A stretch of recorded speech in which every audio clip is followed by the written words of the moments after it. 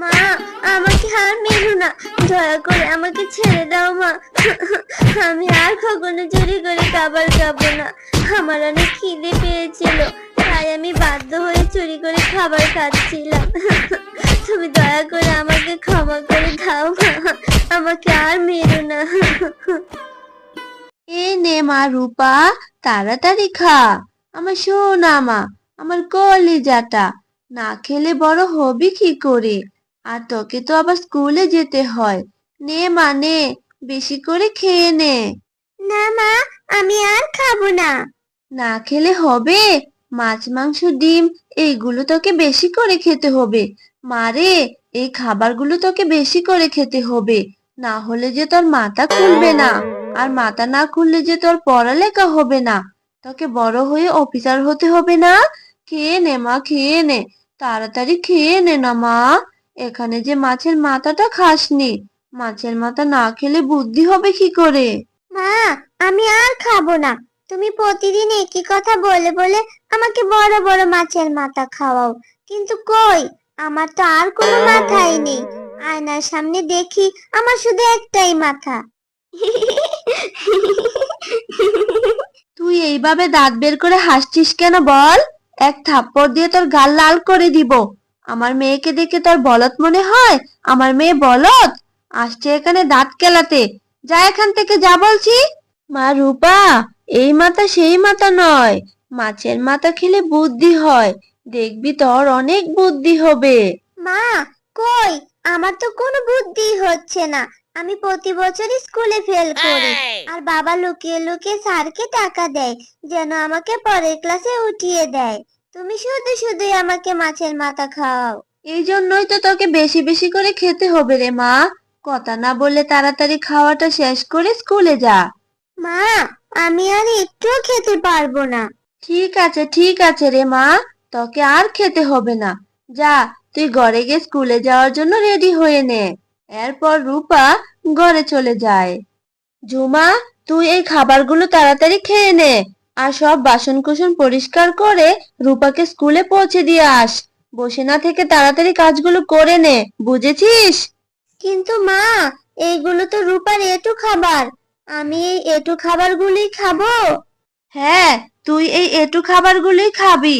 তোর জন্য আলাদা করে রান্না করে আমি খাবার নষ্ট করতে পারবো না। এই কথা বলে শেফা শিয়ালিনীও ঘরে চলে যায়। ঝুমা আর কিছু না বলেই এঁটো খাবারগুলোই খেয়ে নেয় আর বাসনকোসন পরিষ্কার করে রূপাকে স্কুলে দিয়ে আসে। কি রে ঝুমা, তুই নিজে স্কুলে না এসে প্রতিদিন রূপাকে স্কুলে নিয়ে আসিস, আর তোকে তোর মা সারাদিন কাজ করায়, আর তুই সব মুখ বুজে মেনে নিস। তুই কি নিজের ভালো কখনো বুঝবি না? আমার মনে হয় তুই তোর মা বাবার আপন সন্তান নস। নিশ্চয়ই তোকে ওরা কোথাও থেকে কুড়িয়ে এনেছে, তাই তো রূপাকে তোর থেকে বেশি ভালোবাসে, তোকে একটুও ভালোবাসে না। এইসব তুই কি বলছিস জিলি? আমাকে মা বাবা কেন কুড়িয়ে আনতে যাবে? আমি আমার মা বাবার আপন সন্তান। তুই শুধু শুধুই আমার মা বাবাকে ভুল বুঝছিস। এইসব কথা বলে ঝুমা সেখান থেকে চলে আসে। আর এইভাবে বেশ কিছুদিন কেটে যায়।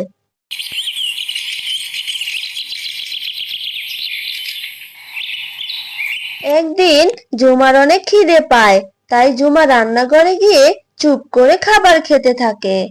মা এই সময় ঘরে নেই, তাই তাড়াতাড়ি করে আমাকে খাবার খেয়ে নিতে হবে, নয়তো মা আমাকে দেখে ফেললে অনেক বকাঝকা করবে। হায় হায়, এ কি সর্বনাশ! আমি একটু বাহিরে গেছি আর তুই সেই সুযোগে চুরি করে খাবার খাচ্ছিস? তোর তো সাহস কম নয়। দাঁড়া, তোকে চুরি করে খাওয়াচ্ছি। মা, আমাকে আর মেরো না, দয়া করে আমাকে ছেড়ে দাও মা। আমি আর কখনো চুরি করে খাবার খাবো না। আমার অনেক খিদে পেয়েছিল, তাই আমি বাধ্য হয়ে চুরি করে খাবার খাচ্ছিলাম। তুমি দয়া করে আমাকে ক্ষমা করে দাও মা, আমাকে আর মেরো না। সারাদিন শুধু তোর খাই খাই, তোর এত খিদে পায় কেন হে?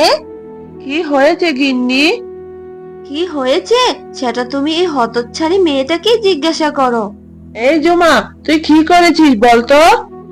বাবা, আমার অনেক খিদে পেয়েছিল।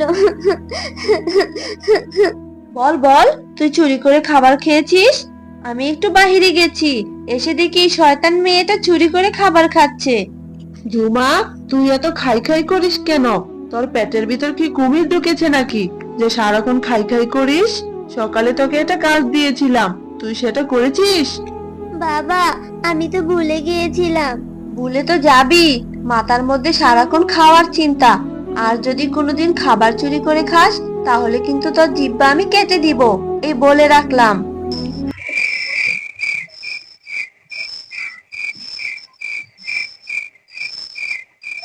হে সৃষ্টিকর্তা, অন্যের মা বাবা তাদের সন্তানকে কত ভালোবাসে, আর আমার মা বাবা আমার সাথে এমন কেন করে? ওদের কি আমার জন্য একটুও মায়া হয় না? সারাদিন এর তো কাজ করি, তবু আমার মা বাবা আমার সাথে খারাপ ব্যবহার করে, একটু ভালো করে খেতেও দেয় না। এইসব কথা বলতে বলতে ঝুমা ঘুমিয়ে পড়ে।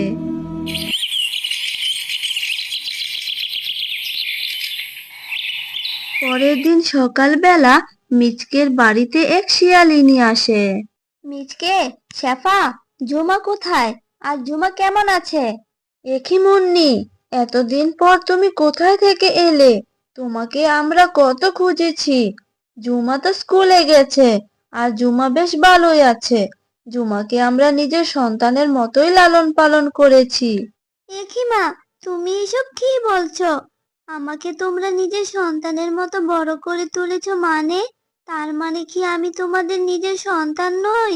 না রে মা, শেফা আর মিচকে তোর আপন মা বাবা নয়। তোর মা বাবা তো অনেকদিন আগেই দুর্ঘটনায় মারা গেছে। আর তোর মা বাবা অনেক বড় লোক ছিল। তোর মা বাবা তোর নামে অনেক সম্পত্তি লিখে দিয়েছিল।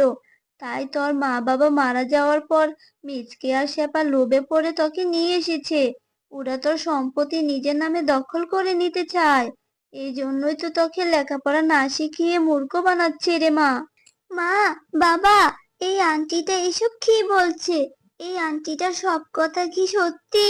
হ্যাঁ রে মা, এই আন্টিটা যা বলেছে সব সত্যিই বলেছে। আমরা তোর আসল মা বাবা নই, তুই আসলে একটা এতিম সন্তান। আমরা টাকার লোভে তোকে বড় করেছি রে মা। আমি সব জেনে গেছি, তোরা ঝুমাকে এতিম পেয়ে ঝুমার সম্পত্তি সব লুট করে খাচ্ছিস, আর ঝুমাকে গাধার মতো দিনরাত খাটাচ্ছিস। তোদেরকে আমি আজই পুলিশে দিব, কারণ ঝুমা তো আর একা নয়, আমি এসে গেছি। আন্টি, দয়া করে তুমি আমার মা বাবাকে পুলিশে দিও না। ওরা হয়তো আমার আপন মা বাবা নয়, কিন্তু ওরাই তো আমাকে ছোট থেকে বড় করে তুলেছে। তুমি দয়া করে পুলিশ ডেকো না আন্টি, নইলে যে আমি আবার এতিম হয়ে যাব। মা ঝুমা, তুই আমাদেরকে পুলিশের হাতে দিতে মানা করছিস? আর আমরা কিনা তোর সাথে কুকুরের মতো ব্যবহার করেছি। তুই দয়া করে আমাদেরকে ক্ষমা করে দে মা, ক্ষমা করে দে। আমরা কখনো তোকে আর কষ্ট দিব না, আর তোর সব সম্পত্তি আমরা ফিরিয়ে দিব মা। আমরা আমাদের ভুল বুঝতে পেরেছি রে মা, বুঝতে পেরেছি তোর সাথে যে আমরা অনেক অন্যায় করে ফেলেছি। হ্যাঁ মা, আমরা আমাদের ভুল বুঝতে পেরেছি। লোভ করা আমাদের একদমই ঠিক হয়নি। লোভ যে সবকিছুই ধ্বংস করে দেয়। তুই আমাদেরকে ক্ষমা করে দে মা। এরপর ঝুমা শেফা ও মিসকেকে ক্ষমা করে দেয়, আর সবাই মিলেমিশে একসাথে থাকতে শুরু করে। দিদি, দিদি, আজ থেকে আমরা দুই বোন। আমরা দুই বোন একসাথে স্কুলে যাব, একসাথে খেলাধুলা করব, অনেক মজা হবে, তাই না রে দিদি? হ্যালো বন্ধুরা, গল্পটি ভালো লেগে থাকলে চ্যানেলটি সাবস্ক্রাইব করে দিও, আর পাশে থাকা বেল আইকনে প্রেস করে আমার পাশেই থেকো। ধন্যবাদ সবাইকে।